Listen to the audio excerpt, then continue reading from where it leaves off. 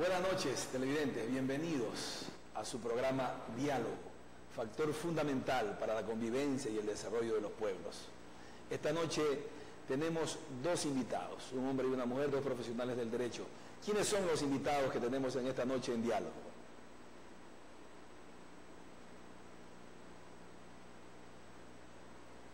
¿Tenemos la claqueta, la presentación de los invitados? No la tenemos, lo presentamos nosotros acá. Entonces con nosotros están la abogada Jacqueline Palma. Ella es profesional del derecho, especializada en cooperativismo, me decía, por acá tengo su currículum. Y don Gabriel Farfán, que es un abogado también profesional del derecho que trabaja en el municipio de Olmedo. El tema de hoy es un tema sumamente importante. Existe la propuesta de realizar este día sábado una plantonera, un plantón aquí en la provincia de Manabí, y en diferentes lugares de la patria ecuatoriana se van a realizar marchas en rechazo a este proyecto de ley. El proyecto de la Ley Orgánica Integral para prevenir y erradicar la violencia de género contra las mujeres.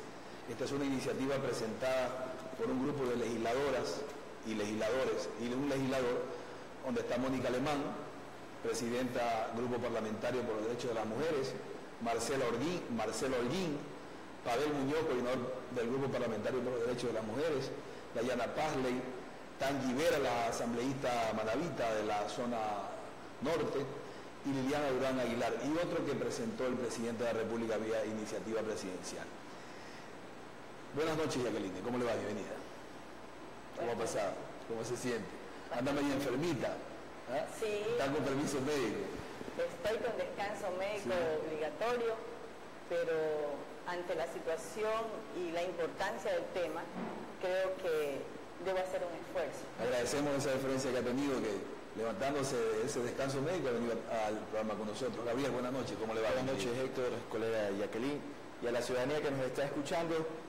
Esta noche, pues, aquí con todas las ganas de poder dar nuestros argumentos dentro del análisis de esta importante ley que sin duda alguna va a plantear nuevas herramientas al ejercicio profesional de la abogacía y asimismo para la protección de derechos de la ciudadanía. Diálogos, tesis, antítesis y síntesis. Eso es lo que buscamos en este programa, y que ustedes también allá en sus casas hagan sus propias conclusiones, su propia síntesis de lo que esta noche vamos a tratar. Jacqueline, ¿qué es lo bueno y qué es lo malo que tiene este proyecto de ley, desde su perspectiva? Bueno, hablando fuera de cámara, como el colega Héctor, él ha determinado que él le ve una proyección buena a la ley. Gabriel, yo voy a hablar la perspectiva mía de lo malo que es la ley. Entonces, aquí yo me he hecho una pregunta, ¿no? ¿Es necesaria estas leyes cuando nuestra Constitución de la República claramente reconoce el derecho de igualdad a las personas? Yo, en realidad, partiendo desde el punto de vista constitucional, la ley para mí me parece que no es buena. Existen dos proyectos de ley: el Código Orgánico de la Salud y la ley en cuanto a la violencia, para erradicar la violencia, con la Ley Orgánica para la erradicación de la violencia de género contra las mujeres, que esta es la ley en la que en esta noche vamos a conversar. En esta ley yo particularmente veo que se está usando el nombre de la mujer como una carátula bonita, y van a decir cómo, siendo mujer, ella está en contra de los derechos de protección a la mujer. Particularmente, esta ley me parece adversa a los principios que nosotros los padres de familias tenemos contra nuestros hijos. ¿Por qué razón? ¿Por qué razón? Porque la ley está en su parte de la motivación y la exposición de motivos maravillosa. Hay que darle un aplauso, deberemos irnos hasta celebrarla. Es maravillosa porque habla de la igualdad y de la no discriminación y todo eso. Pero ya entrando en la parte normativa, la ley establece situaciones que me han llamado mucho y me preocupa. Dice que la presente ley orgánica tiene por objeto regular la prevención de la violencia de género. Ahí con esa parte no está de acuerdo. La violencia contra la mujer, sí, pero la violencia de género, ¿a qué se refiere la ley cuando plantea eso? Ya. Cuando habla de la violencia de género, entonces empezamos a la situación que es lo que nos está causando preocupación, y usted en su introducción dijo respecto a la marcha que va a haber y concentración en el ex aeropuerto de Puerto Viejo el día sábado 14 a las 10 de la mañana, precisamente por la utilización de este término género, en donde claramente en el artículo 3, numeral 2, dice autodeterminación sexual y de género. Mire que hace las dos clasificaciones. Dice, se refiere al derecho de decidir y elegir de forma libre sobre su sexualidad y orientación sexual, así como su identidad, expresiones de género, sin más limitaciones que el respeto de los derechos ajenos. Y así seguimos dentro del artículo 3, que es el que yo le he dado más puntualización, vemos el numeral 5, el numeral 6, el numeral 7. En el 5 determina lo que es género, en el 6 la identidad de género, en el 7 la orientación sexual. Y en el 6, cuando habla de la identidad de género, aquí es, y que me digan, hoy día escuchaba en la radio a un asambleísta de Manabí que decía, no, la ley no contiene eso. Entonces yo le dije, lo que yo bajé de la página de la Asamblea Nacional, entonces es una farsa, es una falacia. Y no lo es, porque aquí dice claramente, identidad de género, dice, es la experiencia innata, interna, individual de una persona con su género. Esta puede o no corresponder con la fisiología de la persona o con su sexo al nacer. Incluye el sentir personal del cuerpo como otras expresiones de género que incluyen la vestimenta, la forma de hablar y los gestos. Esto es claro, o sea, es mi parte subjetiva y eso es ideología de género desde el punto de vista que nosotros querramos verlo. Así de simple. Y por esa razón no comparto esta ley que ha sido propuesta por el señor presidente constitucional de la República del Ecuador, Lenín Moreno, mediante el oficio del 24 de agosto emitido del 2017. Gabriel, ¿ha escuchado usted las objeciones que pone Jacqueline Palma sobre esta ley que planteó el presidente? Hay otra también que plantean algunos asambleístas. Ambas estuve leyendo durante toda la tarde estudiando las leyes. ¿Qué opina usted? Hay una comisión especial que da para el efecto, ¿no? ¿Qué opina usted, Gabriel? Gracias, Héctor. Bien, he escuchado con atención el comentario de la colega Jacqueline en relación a su primera impresión de lo que establece la iniciativa presidencial en torno a este proyecto de ley. Por mi formación universitaria y ya de posgrado en el sentido de Derecho Constitucional, me he especializado y he leído bastante en torno a cuáles son las corrientes evolutivas de derechos en el mundo actual. Y tenemos que desde la Corte Interamericana de Derechos Humanos la cuestión de género está siendo reconocida no en una, sino en varias sentencias contra Estados. Y es en ese sentido pues que yo estimo y creo que los dos proyectos que ha sido presentado, tanto la iniciativa presidencial como la iniciativa de un grupo parlamentario en pro de los derechos de las mujeres, es una buena iniciativa, valga la redundancia, con la finalidad de proteger aún más los derechos. Y en este punto quiero hacer unas puntualizaciones, ¿no? Sin el ánimo de indisponer ni nada, sino más bien de contraponer mi criterio profesional. La ley o el proyecto de ley que ha sido presentado por el presidente de la República y específicamente los numerales a que ha hecho alocución la colega Jacqueline, precisamente hablan de la identidad de género, pero los encierra dentro de una definición. Entonces, si estamos hablando de una ley orgánica para erradicar la violencia de género contra las mujeres, vale la pena recalcar que lo primero que tenemos que hacer es conceptualizar las definiciones de qué es género y por ende qué significa la identidad de género. Pero esto no es nuevo en la legislación ecuatoriana. La palabra género está en la Constitución de la República. La palabra identidad de género, ¿sí?, está recogida a través de todos los organismos o todos los cuerpos internacionales de protección de derechos, de las normas internacionales de protección de derechos, que forman parte de la legislación ecuatoriana por intermedio del bloque de constitucionalidad. Pero además de eso, yo creo que el enfoque de esta ley no está destinada a despreciar, a desmerecer o a dar derechos privativos a un grupo o a un colectivo de personas que se identifican sexualmente hacia un grupo o un colectivo LGBTI, sino más bien va a definir ese enfoque de género que tiene que tener cada una de las decisiones judiciales en relación a la desigualdad de poder.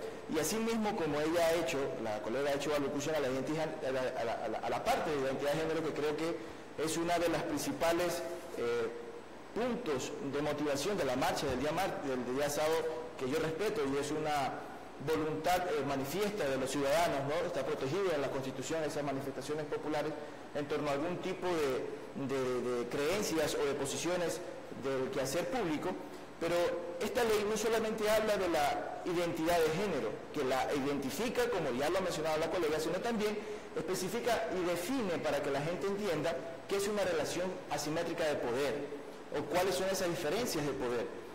Esto es básico para entender la figura de femicidio. Y así mismo, como nosotros a diario escuchamos dentro del libre ejercicio de esos criterios discordantes en torno a si el femicidio debe o no reconocerse, porque tenemos ya la figura del homicidio y del asesinato, creo yo que la evolución normativa dentro del enfoque de género le permite visualizar esa marginación que históricamente ha tenido la mujer, y es precisamente lo que estos proyectos pretenden lograr. Claro que tiene que ser perfectible. Unos tienen errores procesales en torno a lo que yo creo de acuerdo a la corriente actual, y el otro le falta reforzar lo que el grupo de parlamentarios ha definido en torno a políticas públicas. ¿Pero de qué hablan estos dos cuerpos jurídicos? ¿De perspectiva de género o de ideología de género? Ya, porque ambas tienen una definición ya de manera específica. Por ejemplo, antes de poner en qué consiste la perspectiva como la ideología de género, es preciso considerar la evolución que ha seguido este término. ¿Cuándo nace y cómo nace el género? De uso meramente gramatical. ¿Cuál es la génesis de esta discusión? Los derechos de las mujeres. Hace algunos años empezó la lucha por la mujer por tener igualdad con el hombre. Recordemos que en una constitución del Ecuador la mujer era considerada una cosa, que no tenía derechos a estudiar, que no tenía derecho a trabajar, que no tenía derecho prácticamente a nada más allá de los quehaceres domésticos. Eloy Alfaro empieza en su revolución alfarista a darle derechos a la mujer, y tenemos ejemplos importantísimos como Matilde Hidalgo, que fue una de las mujeres más destacadas, aprovechando las reformas a las leyes que hizo Alfaro. El género a finales del siglo XX, a mediados del siglo XX, empieza a considerarse más allá de un tema gramatical que podía hablar de arte y un sinnúmero de otros temas. Hoy día, ¿de quién están hablando estos cuerpos de ley? ¿De perspectiva o de enfoque de género? Yo creo que ahí está el meollo del asunto. Gabriel. Bueno, de lo que yo he leído y de acuerdo a las investigaciones que he realizado, las decisiones judiciales están enfocadas a aplicar un enfoque de género en las decisiones. Por ejemplo, enfoque de género. Inclusive hay herramientas internacionales para que los jugadores puedan diferenciar, por ejemplo, qué es un asesinato, un homicidio con un femicidio. Porque, por ejemplo, el femicidio no es solamente darle la muerte a una mujer. Ese no es el tipo penal que está establecido en el artículo 141 del COIP, sino precisamente que esa muerte sea como resultado de relaciones de poder. Y aquí vamos a lo que pasa en la sociedad. Tal vez no pasa en la clase alta o en la clase media, pero pasa en la clase media baja, en donde tenemos que, a medida que fue criado el hombre, fue criado con esa perspectiva de que debe de dominar en la casa. Y en relación a ello, pues la mujer ha sido invisibilizada. Por ejemplo, lo que usted acaba de mencionar, la mujer en su tiempo no se le permitía trabajar, la mujer debía de estar en casa, la mujer debía de dedicarse a los quehaceres del hogar. Entonces, esa construcción social de lo que era el género femenino en torno a lo que debía de hacer, es lo que ha evolucionado. Y en ese sentido, el enfoque de género permite visibilizar las desigualdades de poder. Entonces, para que, en el caso específico del femicidio, para que se constituya femicidio, debe de haber esa desigualdad de poder. Es decir, la persona que muere, o la mujer que se les ha dado muerte por su condición de ser mujer, tenemos mediante el enfoque de género que identificar precisamente si anteriormente ha vivido una vida de violencia intrafamiliar, si ha tenido medidas de protección como las boletas de auxilio, como órdenes de alejamiento del marido, si dentro de la convivencia familiar se ha verificado esa desigualdad, gritos, maltratos psicológicos.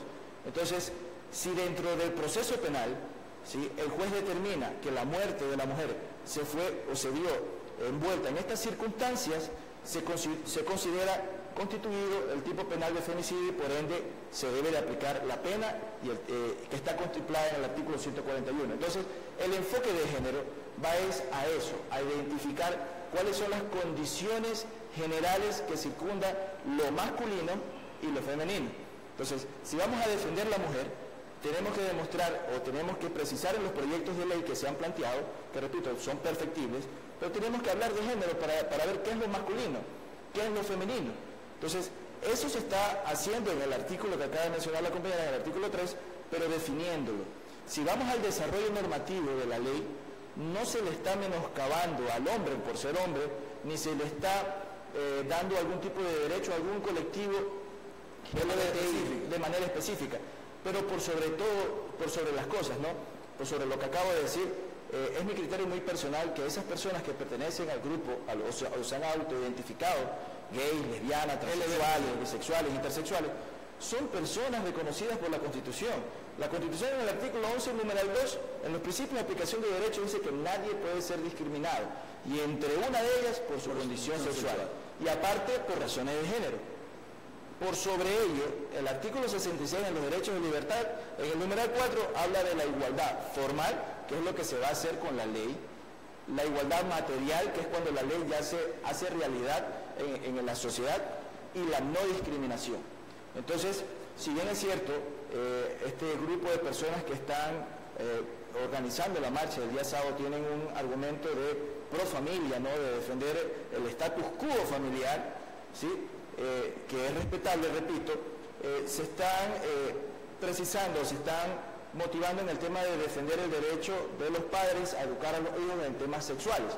Pero si yo leo los dos proyectos, en ningún momento me habla de educación sexual, me habla de educación en el sentido de igualdad hacia los niños, porque claro, enfocado al género, lógicamente, pero ¿por qué no se lo hacen los adultos? Porque nosotros ya estamos formados.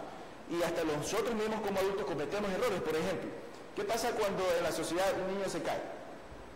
El padre dice, no llores. La mamá le dice. O la mamá misma le dice, no llores. Las niñas son las que lloran. Entonces nosotros mismos, los padres, vamos promoviendo ese sentido de machismo en la gente, en los niños.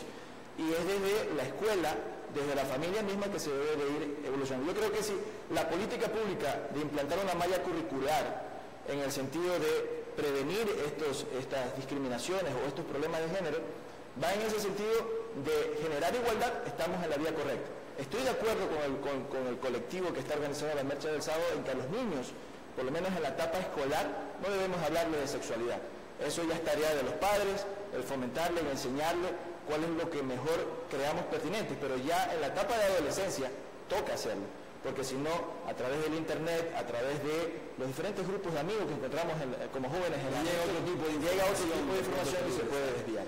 Eso vamos a seguir hablando después de esta pausa.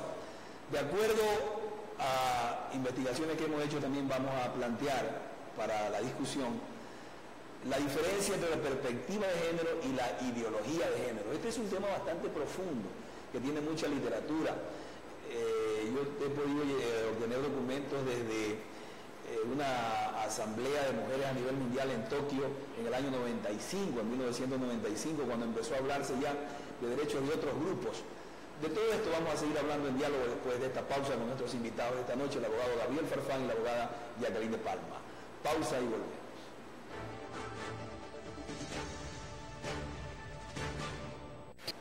Gracias por seguir con nosotros en diálogo esta noche. Nuestros invitados, el magíster constitucionalista Gabriel Farfán, especialista en Derecho Constitucional, y la doctora en Derecho Jacqueline Palma. Jacqueline, sigamos con las objeciones para que Gabriel también exponga lo positivo que él ve de la norma y también ir dando a conocer lo que plantea la ideología de género. Ya. el distinguido colega Gabriel Farfán ha sostenido que la norma no establece la ideología de género. Pero yo insisto en que vayamos a los conceptos, nos introduzcamos simplemente en la web y veamos lo que es una ideología de género. En la web usted encuentra que la ideología de género es esa construcción voluntaria, por eso se llama ideología, porque no tiene un punto científico, no tiene una partida, es el pensamiento, es el capricho de un grupo de personas. En esto yo quiero ser enfática y clara.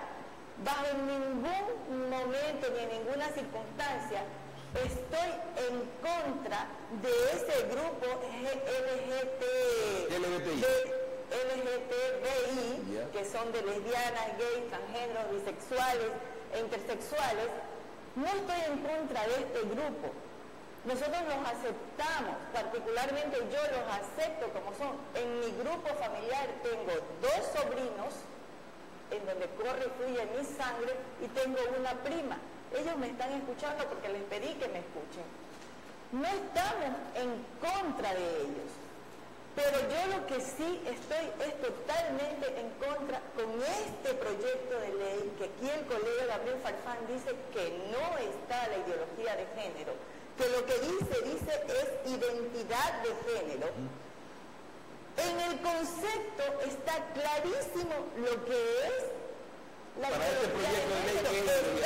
Aquí está. ¿Qué dice? Podemos leerlo. Y busque, usted que tiene en internet, dice, primero género, es la construcción social de los sexos biológicos. ¿Qué artículo es ese?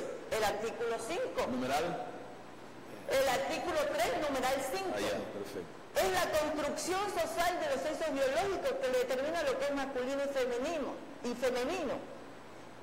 En la identidad de género dice, es la experiencia innata, interna, individual de una persona con su género. Este puede o no corresponder con la fisiología de la persona con su sexo al nacer. Incluye, ojo, colega, el tenor de la ley es claro. ¿Qué incluye? Dice, el sentir personal del cuerpo, como otras expresiones de género que incluyen la vestimenta, la forma de hablar y los gestos. Es exactamente lo que usted encuentra en la web en cuanto a lo que es la ideología de género. Aquí no usa el término ideología de género. Por eso es que yo me pregunto, ¿es necesario que haya una ley que esto lo determine?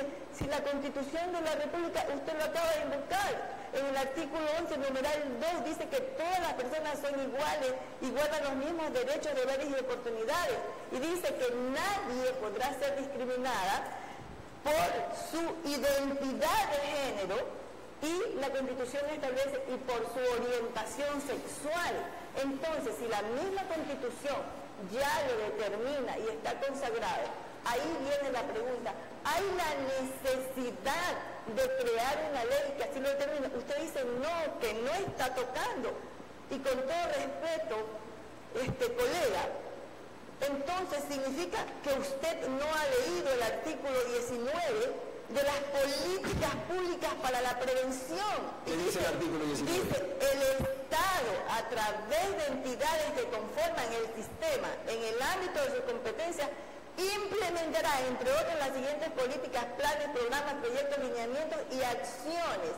Entonces, dice 2, implementar un programa nacional de incorporación del enfoque de género, y basándonos en el concepto que estamos hablando, ideología de género, en las mallas curriculares, ojo padres, en las mallas curriculares del sistema de educación formal y no formal, es decir, desde el kinder, en las mallas curriculares. De instituciones públicas y privadas. Dicen, en el numeral 6 del artículo 19, que estoy tomando los más importantes, elaborar e implementar instrumentos de atención, valoración de riesgo, alerta temprana de la violencia de género. Es que no dice violencia contra la mujer, habla de género, derivación a instancias competentes al sector público. En el numeral 8 dice, diseñar e implementar una estrategia comunicacional para promover los derechos de las mujeres a lo largo de su vida, independencia de su orientación sexual. Y aquí es que viene, e identidad de género, dice, transformar los patrones socioculturales y prevenir la violencia de género. ¿Qué es transformar el patrón sociocultural? El patrón sociocultural que nosotros tenemos es el natural del hombre y mujer. No estamos en este sentido haciendo una discriminación ni estando en contra de ese grupo al que yo insisto se lo respeta. Pero lo que me llama la atención es que se crea una ley para blindar, para protegerlo, cuando en el Ecuador hay 82% de cristianos. Entonces debería hacerse una ley para esos 82% de cristianos en que se dé religión en todos los colegios públicos y privados. O sea, si es que estamos hablando de igualdad, escúcheme, entonces si es que estamos hablando de igualdad de derechos, entonces en el numeral 10 del mismo artículo 19 dice implementar planes, programas y proyectos para la formación en derechos de empoderamiento y autonomía socioeconómica de las mujeres a lo largo de su vida. Y aquí dice, independientemente de su orientación sexual e identidad de género. Yo pregunto, ¿desde cuándo la mujer sería entonces mujer? Aquí, ¿desde cuándo sería, Gabriel? O sea, en estos momentos usted, si se implementa esta ley, usted mañana dice que es mujer. ¿O cuándo es mujer? Cuando nació y cuando dice que es, dice de su decisión personal. Entonces, hasta ahí la función del artículo 19, ¿no? Dice, crear una estrategia integral específica para la prevención de la violencia de género en comunidades, pueblos y nacionalidades. Nos habla género y en la concepción que se ha dado de género. Y dentro de lo que establece también el objeto por regular la prevención de la violencia de género. Esa es la palabra, ese es el tema que molesta. Dígame, vamos a darle paso a Gabriel. Solamente que es de la mujer y la familia como estaba, pero ya le han cambiado. Entonces tenemos que tener claro que la Constitución de 1998 siempre reconoció la igualdad de derechos y la no discriminación.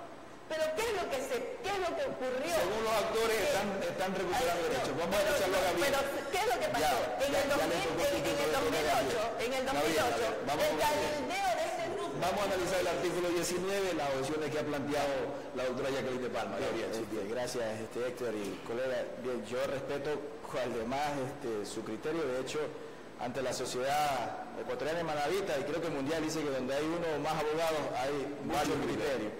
Entonces, yo voy a construir mi pensamiento de la siguiente manera.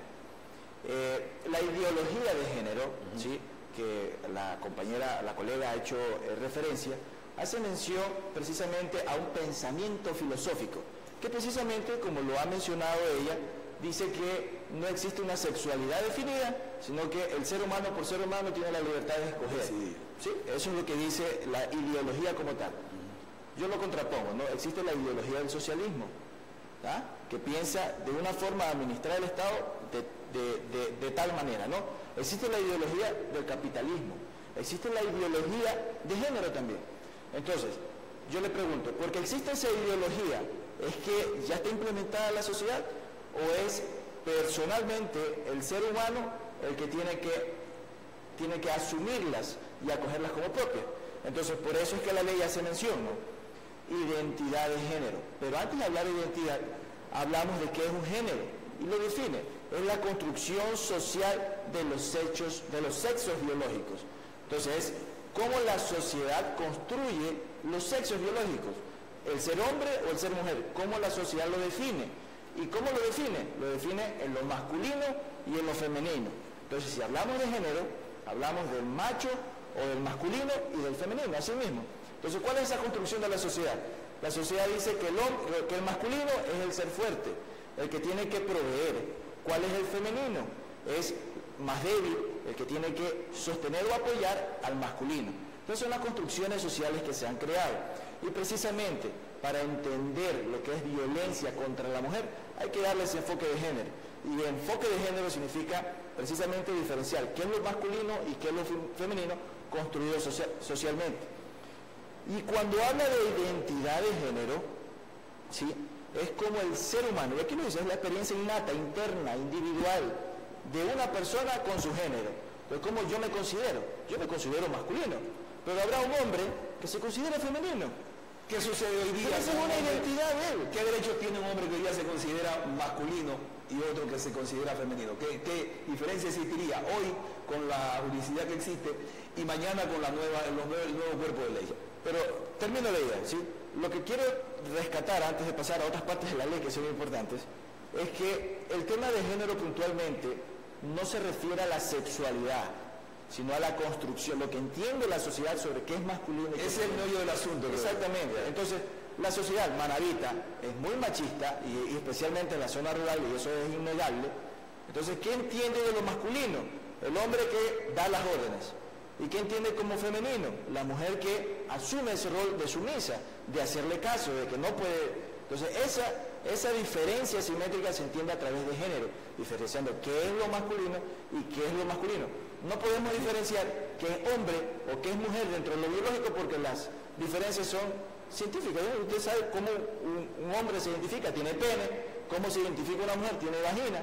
Entonces, no podemos construir socialmente las diferencias en lo biológico. Entonces, tenemos que hacerlo como la sociedad lo entiende, de lo masculino y lo femenino. Entonces, las políticas públicas que se intentan implementar, respetando el criterio de la compañera, repito, es libre de pensar lo que quiera, yo no lo veo mal, pero yo lo entiendo de la forma como lo expliqué en mi intervención anterior. Lo entiendo como la destrucción de esos mitos o de esas costumbres propias que los padres dan a los hijos. Como lo explicaba anteriormente, ¿no? El celestito es para los niños, el rosadito es para las niñas. Yo le pregunto, si un hombre se pone una camisa rosada, que de hecho yo me he puesto camisas rosadas, ¿yo ya dejo de ser masculino? No, son construcciones sociales que hay que ir destruyendo. Entonces, hay hombres que bailan ballet.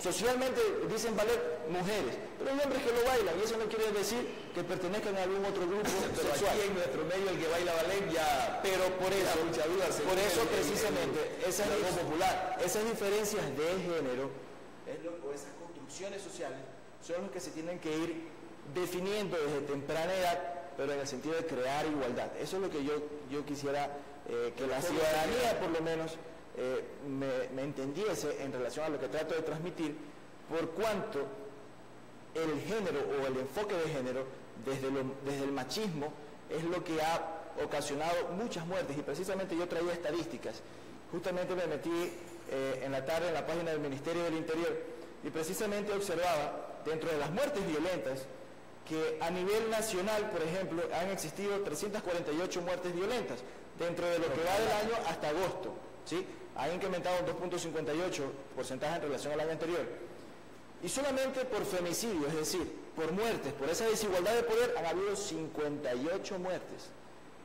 En Manabí, vamos a Manabí.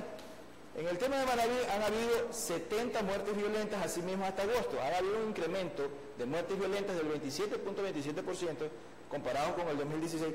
Y solamente en Manabí, femicidios han existido de los 70, 8 casos.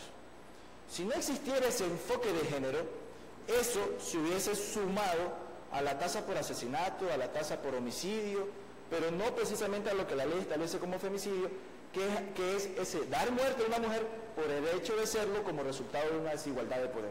Entonces, eso es lo que se plantea y de hecho, no solamente esta ley trata el tema de género, que trata el Código Orgánico Integral Penal.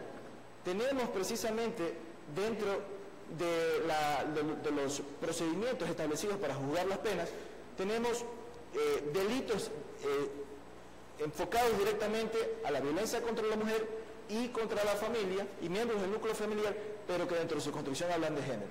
Asimismo hay procedimientos especiales para contravenciones y en esto quiero rescatar algo puntual y que favorece la ley. Por ejemplo, Dice la ley que las contravenciones las conocen los jueces de contravenciones o los jueces de primer nivel multicompetentes en los lugares donde haya. ¿Qué pasa en los sitios o en los lugares donde se cometen estos delitos o estas contravenciones y no hay esos jueces? Tienen que acudir a la ciudad más próxima. ¿Y qué pasa? Que la mujer se arrepiente porque el marido las convence, porque el agresor, en caso de que sea el marido, ¿no? O el hermano, puede ser el hermano, puede ser algún miembro familiar o algún novio, las convence y las hace arrepentir de denunciar. Pero ¿qué pasa?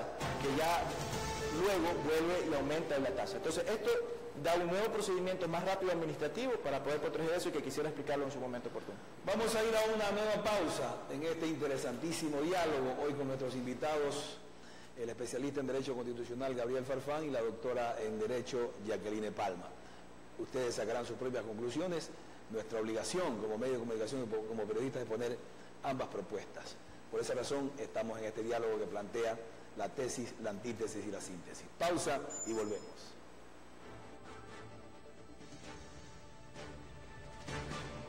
Gracias por seguir con nosotros en el programa Diálogo.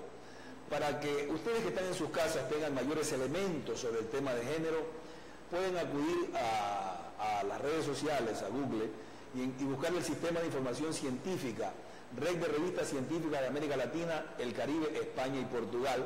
Hay un proyecto académico sin fines de lucro desarrollado bajo la iniciativa de acceso abierto que explica de manera extraordinaria la diferencia entre la perspectiva de género y la ideología de género. Viene en idioma español, en idioma inglés y en portugués.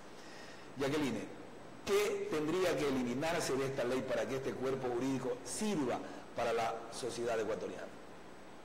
Simple, las palabras mágicas que están aplicadas ahí, el género y la identidad de género. Esas palabras no tienen que ir porque no están en nada relacionadas con la mujer. Yo soy mujer, punto. Ese es mi género, es femenino y se acabó. Entonces, esas palabras en lo que está relacionado a lo que es género, identidad de género, no tienen que ir y se lo demuestro científicamente. La Asociación Norteamericana de Psicología, APA, explica y hace una aclaración y determina lo que es el sexo. Por eso yo digo, como la mujer es sexo femenino, no tiene por qué ir esa terminología. Dice la Asociación Norteamericana de Psicología, el sexo de una persona se determina al nacer. Cuando yo nazco, es una condición biológica, hombre o mujer, y está asociado principalmente con los atributos físicos como cromosoma, hormona, anatomía interna y externa. Es decir, que mis características son de una mujer. Género. El género se refiere a roles construidos socialmente. ¿Sí ve, colega? Genes construidos socialmente. Es lo que dice la ideología de género, pues. La ideología de género dice que se la construye socialmente. Dice comportamientos, actividades y atributos que una sociedad considera apropiadas para niños y hombres o niñas y mujeres. Estos roles influyen en la forma en que las personas interactúan y cómo se sienten consigo mismas, a pesar que el sexo biológico en todas las culturas, los aspectos o los géneros pueden diferir. La profesora de Derecho Civil de la Universidad de España, María Lacalle, dice: la ideología de género pretende instalar una sociedad en que todos los individuos sean iguales, una sociedad sin diferencia entre los sexos, en la que cada uno, independientemente de las características biológicas con las que nazca, escoja su propia identidad de género y su propia orientación sexual. Entonces estamos claros que al aplicar la ley, esas palabras simplemente está aplicando lo que es la ideología de género. Entonces nos están instaurando en los colegios a nuestros hijos una educación. Se podría instaurar. Se podría al momento que esta ley se apruebe. Entonces nos están desconociendo nuestros derechos como padres a educar a nuestros hijos conforme a nuestras creencias, a nuestras concepciones. Y para ellos, señores que están escuchando, para ellos es simple. Veamos en los países como en España, que es donde están estas leyes que se han concebido igualitos. Esto es una copia de esas leyes. En España están los casos en donde que hay padres que ya han ido presos solamente por ir al colegio y decir que no quieren que le den ese tipo de educación a sus hijos. Tenemos casos en Alemania, en Dinamarca, en Texas, unos pastores que fueron obligados a casar a personas gay bajo la ideología de género. Entonces aquí, con esta ley, porque aquí también hay más adelante la ley, el tiempo nos ha quedado corto, en protección a esos derechos. En Estados Unidos existen unas parejas cristianas que se negaron a hacer una torta con simbologías gay para un matrimonio gay y tuvieron que pagar $150,000 de multas. Allá vamos, es que no hemos podido, el espacio es tan corto para poder abordar que esta ley lo que está haciendo es encerrarnos y aplicar con todo respeto lo que este grupo minoritario quiere, y están avanzando a pasos agigantados. Entonces, por esa razón es que yo he salido de mi casa, de mi comodidad enferma, con reposo médico, a solicitar a los padres, porque no hago por ningún culto religioso, a los padres que el día sábado 14 salgamos a protestar, porque si esta ley no hacemos la protesta, será aprobada más o menos de acuerdo al cronograma en el 29 o 23 de octubre del presente año 2017. Y eso sí es peligrosísimo. Miren, hay una persona que lo dijo, que es Rafael Correa. Nunca he sido coididaria a sus ideales, y la única vez en la vida que he estado de acuerdo con él fue en la última sabatina antes de despedirse, en la que él dijo que esto de la ideología de género es peligrosísimo para las familias. Gracias, yo me remito a eso, señores, esto es peligrosísimo. Gracias, Jacqueline. Sus 5 minutos, Gabriel. Gracias. Bien, yo creo que he abonado desde un punto de vista técnico-jurídico, he abonado desde cuestiones de la Corte Interamericana de Derechos Humanos, hemos leído la parte pertinente. Yo entiendo lo contrario de la colega, pues yo respeto mucho su criterio, y entiendo el tema de género enfocado desde lo masculino y femenino para poder buscar esas desigualdades dentro de lo que generalmente ocurre como violencia contra la mujer. Yo quiero rescatar algo importante que no quisiera que se escape de esta oportunidad de manifestarlo. Esta ley, aparte de lo que hemos conversado, tiene, como lo dije al final de mi anterior intervención, tiene una cuestión muy importante. Dentro del Código Orgánico Integral Penal había una falla en el sentido de la protección de las mujeres, que ha obligado al Consejo de la Judicatura a emitir una norma técnica de atención primaria contra la violencia contra la mujer. Y precisamente eso se da porque los órganos de administración de justicia no están en todo el territorio por cuestiones lógicamente logísticas. Pero ¿quiénes sí están en el territorio? Los gobiernos autónomos descentralizados, a través de las juntas cantonales de protección de derechos. Entonces, precisamente esta ley le está dando atribución a esas juntas cantonales de protección de derechos para poder entregar medidas de protección administrativa. ¿En ambos proyectos o solo? En ambos proyectos. Pero a mí me llama mucho la atención el tema del proyecto presidencial más que el tema del proyecto del cuerpo parlamentario de derechos de la mujer. ¿Por qué? Porque el parlamentario de la mujer lo sigue integrando al Código Integral Penal y está estableciendo una especie de nuevo procedimiento. Entonces, la finalidad de integrar todos los cuerpos, procedimientos penales en el Código Orgánico Integral Penal se va a legitimar si esto se aplica. La iniciativa presidencial no, la iniciativa presidencial sí, da procedimientos administrativos a las juntas cantonales de protección de derechos que están en el COTAD, que forman parte de la red de protección de derechos nacionales, y precisamente en las parroquias, también en las parroquias rurales, le da esa potestad a los tenientes políticos. ¿Para qué?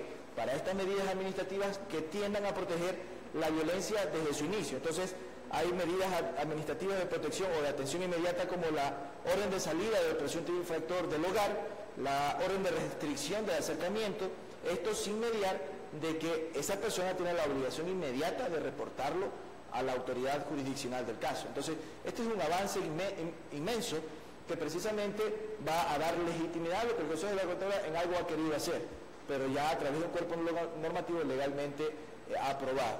Entonces, por último, yo quisiera corregir algo, ¿no? Este proyecto de ley se ha presentado, el proyecto del presidente se presentó el 24 de agosto, el del grupo parlamentario por los derechos de la mujer, varios asambleístas, fue presentado el 17 de agosto del 2017.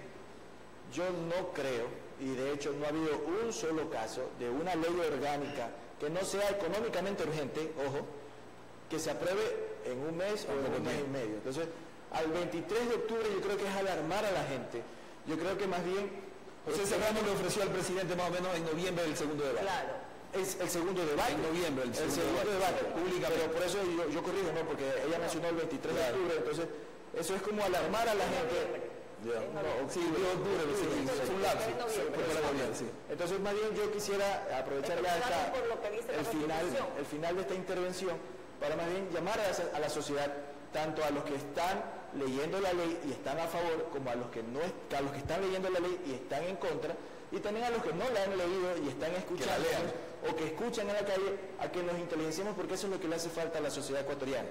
Nosotros los ciudadanos tenemos que empoderarnos de estos debates y precisamente hacerlo como lo ha hecho ella, con sus argumentos, yo también con mis argumentos, pero cada uno de los ciudadanos tiene también ese poder de poder pensar y de poder sugerir. Entonces mañana la Casa Legislativa, la Asamblea Nacional, viene acá a socializar este proyecto de ley, pero lo va a socializar solamente con actores de representantes de la sociedad. Pero yo creo que tal vez desde los gobiernos autónomos centralizados debe iniciarse una campaña, porque al final de cuentas, si esto se aprueba sobre ellos, que va a recaer la responsabilidad. Entonces tenemos que entrar a la gente y proyectar el real alcance de esto, porque no solamente tenemos que centrarnos a que si se los tienen que dar o no a los grupos LGBTI, porque si la discusión es sobre eso, yo no hubiera venido. Claro. Yo no hubiera venido, porque yo tengo mi criterio, yo creo que tenemos que pensar mucho más allá. El enfoque de la ley va a proteger un grupo o en este caso un género femenino representado en el sexo biológico mujer que históricamente ha sido discriminado. Gracias a Gabriel Farfán y a Jacqueline Palma. Es que eso no dice la ley. Decirles a ustedes, hace 60 años aproximadamente, los manavitas peleamos por academia. Y un manavita que lideró esa pelea, Pablo Emilio Macías, logró obtener 2 disciplinas de la academia, una para criar animales y otra para sembrar. El estudio de las ciencias sociales, del ser humano, de la razón del ser, no nos dieron. Pero eso fue hace 60 años. Hoy el conocimiento está en sus manos. Si ustedes quieren, pueden acceder a la biblioteca más grande del mundo que está allí en internet y encontrar un sinnúmero de disciplinas de la academia para que ustedes las puedan utilizar y puedan discutir con cualquiera sobre cualquier tema. Este tema está en internet, está en la página de la Asamblea Nacional, está en la página de la Presidencia de la República, y hay un sinnúmero de tratadistas que han escrito sobre equidad de género, sobre perspectiva de género. Solamente quiero citarles la 4ª Conferencia Mundial sobre la Mujer, celebrada en septiembre de 1995 en Beijing, en la cual el término género fue ampliamente utilizado en el documento de la Plataforma de Acción y constituyó el mayor punto de controversia durante las negociaciones. En dicho documento, junto a la expresión perspectiva de género, estaban otras como análisis de género, factores de género, igualdad de género.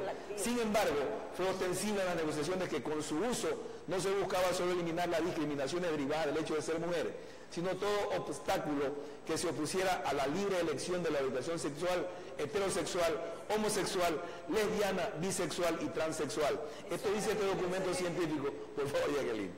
Eso dice este documento científico. Pero así como hay hay varios documentos científicos que pueden servir de análisis. Lo que decía Gabriel, a nosotros nos falta interesarnos más y adentrarnos más y en leer más. Este es un tema de vital importancia para los próximos años, para las nuevas generaciones. Es importante conocerlo, discutirlo y poner nuestro grano de arena para mejorar y cada día ser mejor. Gracias, señores, buenas noches, gracias, Jacqueline, gracias, Gabriel. A ustedes, un abrazo y recuerden lo que siempre repito al final de los programas, la palabra Henry Ford. Si dicen que pueden, tienen razón. Si dicen que no pueden, tienen razón. Buenas noches, un abrazo.